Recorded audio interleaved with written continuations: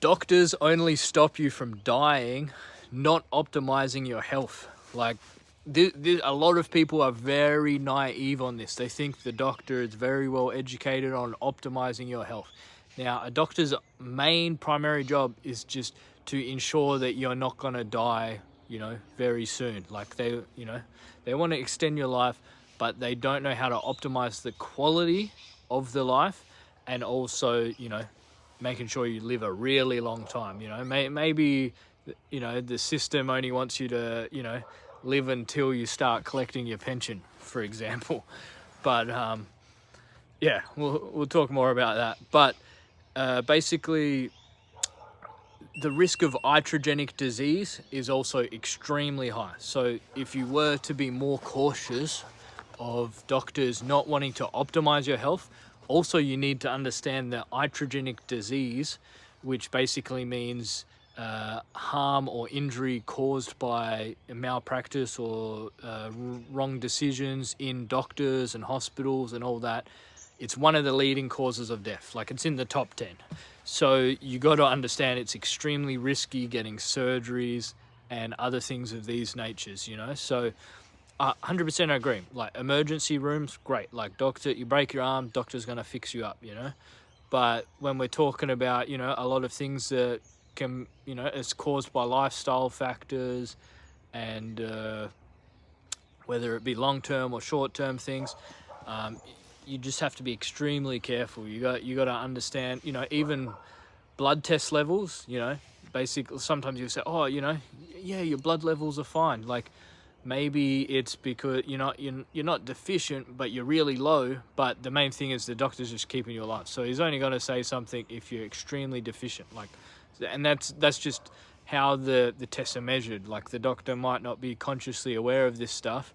It's so ingrained in the system that that's just how it works. They're there to stop you from dying, in the short term. So their long-term health optimization really isn't there. So, I wouldn't be listening to, too many doctors unless they're absolute specialists in their particular fields. And even then, they really have to be passionate and dedicated to go above and beyond just their general skills that they've been taught and how they're meant to practice. So I'd say a couple of the doctors that are really great and that really at the top of their fields, we've got Dr. Neil Banan. He's the leading diabetes specialist, and you can get incredible information through him. I recommend Dr. Cardwell Esselstein. He's retired now, but he's still on social media and everything. Very old man now, very experienced man. He's the leading heart health specialist in the whole entire world, in my opinion. So yeah, I'd say those are the two main ones. You're going to get a lot of the great information from them, and it really stems from they're the leading causes of death right there. Dementia's coming up there, and look, I'll say with dementia, the main cause of dementia is oxygen deprivation, and that's basically caused by poor blood flow, sedentariness, dehydration, high fat diet. There's many reasons for dementia. There's many types of dementia as well. There's about 80 different types of dementia, and I've had a lot of clients that had dementia, and I've been in their houses, seen how they live, and it always comes down to oxygen deprivation in one form or another. Once the brain gets deprived of enough oxygen for long enough, it just shrinks and shrinks, and then it reaches a point where there's no return. Like, it's started to die. So when Alzheimer's is a fatal diagnosis. If you don't catch it early, it a lot of the damage can't really be undone, and the brain will continue to shut down, even if you optimize absolutely everything, from then. So it's best to start really early. So Also, you know, lifestyle factors that doctors don't always consider, or, you know, they don't really educate people how to optimize their lifestyle, which, you know, most people, you know, try and be a bit healthy. But what we're talking about getting good sleep. Now, you know, doctors say that for sure, but, you know, you really want to go to bed early. That's the most important. When you go to bed early, it's, you know, with a natural circadian rhythm, and you're going to get a much deeper sleep than going to bed late. So it's very important to go to bed early. You know, even if you go to bed late and you sleep extra, it's not going to be as good quality. You're going to be more tired. And yeah, so next would be water. So drinking lots of water in the morning. I recommend drinking a lot of extra water in the morning, and then, you know, a little bit before meals. When you got an empty stomach, water just goes down more smoothly, and it gets just absorbed way better on an empty stomach. So, you know, being religious with that water intake, getting in the water, not just sipping it, you know, sculling it down before some meals, and yeah, that makes a, you know, massive difference for a lot of different health things. It's going to give you more energy and everything. Now, the next one will be sugar. You know, making sure, you know, you're eating a high carbohydrate diet, low in fat. This is the, you know, this is the best for diabetes, best for heart disease. People have really lost the plot. You know, people learn, oh yeah, so blood, you know, high blood sugar's bad. That must mean that sugar makes you have high blood pressure. It's very simple-minded, you know. So people don't really understand the whole process, what causes diabetes, how dietary fat causes insulin resistance, and, you know, it causes sustained elevated insulin levels all day long, you know. Spikes are very natural and healthy. Sustained elevated insulin levels, you know, that's what you need to be scared about. But, you know, check out Dr. Neil Bernard for that one.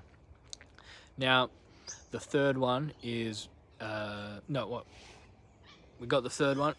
Fourth one is movement. So moving your ass. Now, doctors might tell you, you know, move as much as possible. Maybe go to the gym. So people go for a 30-minute walk. Maybe they go to the gym, but maybe it's just not enough. You know, humans are designed to be doing low intensity cardio all day long. So we're meant to be doing, you know, going out walking, looking for patches of potatoes, walking around, you know, planting fruit trees and stuff, you know, getting it done, getting out there, moving the body all day long. We're not really designed to be sitting down and, you know, just sitting around doing nothing. So I definitely recommend, you know, walking a lot more. Don't be afraid of being a weirdo and walking long distances.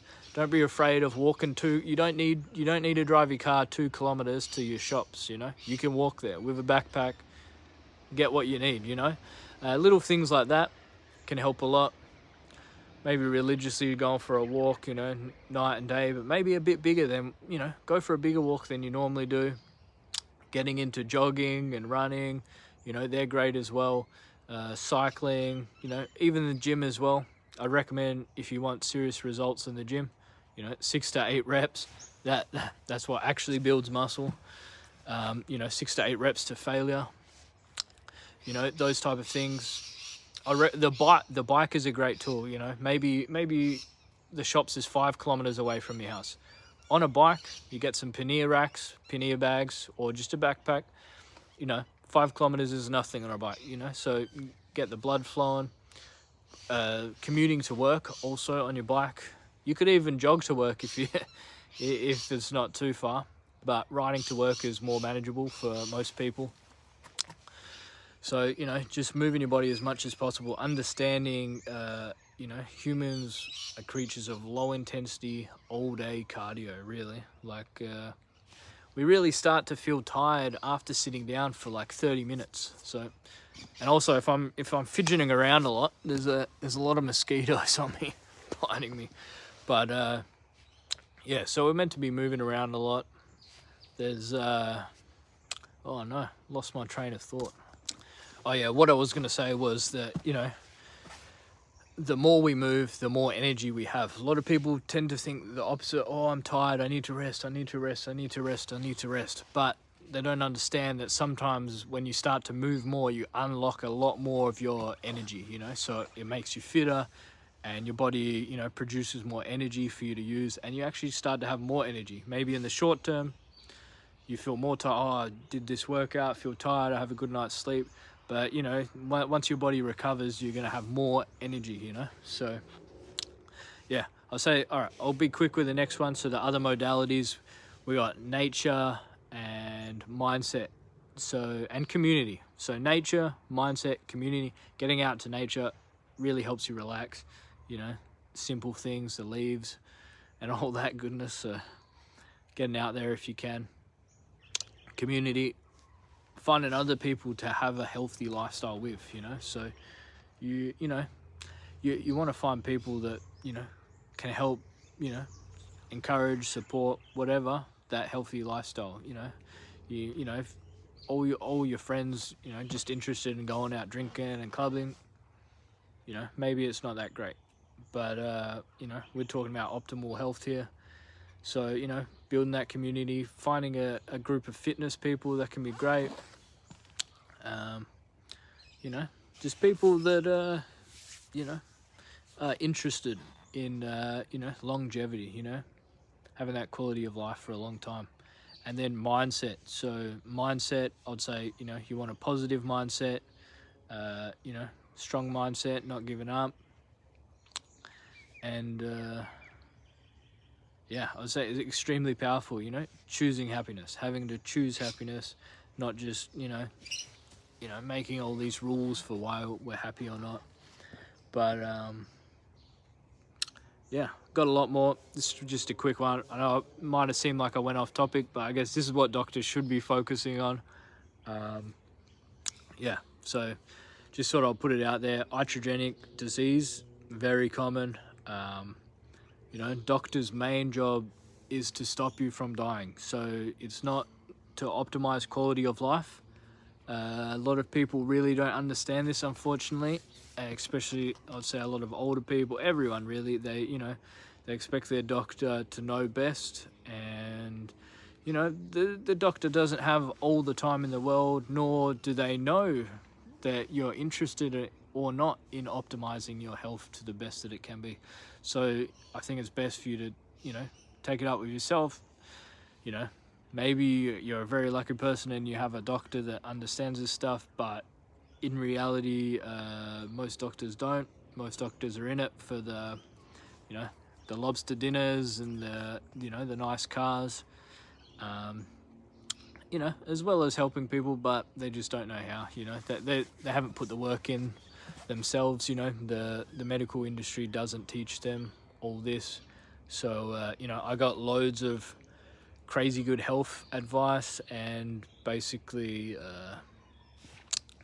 yeah, just a whole lot of stuff that most doctors wouldn't know about in all avenues of health. Like I said, there's the seven fundamentals there that I tried to say. So, you know, if this stuff resonates with you, this channel's like no bullshit. It's very basic, honest, like, you know, to the point. We only want stuff that's really effective. No, you know, no little gimmicky stuff.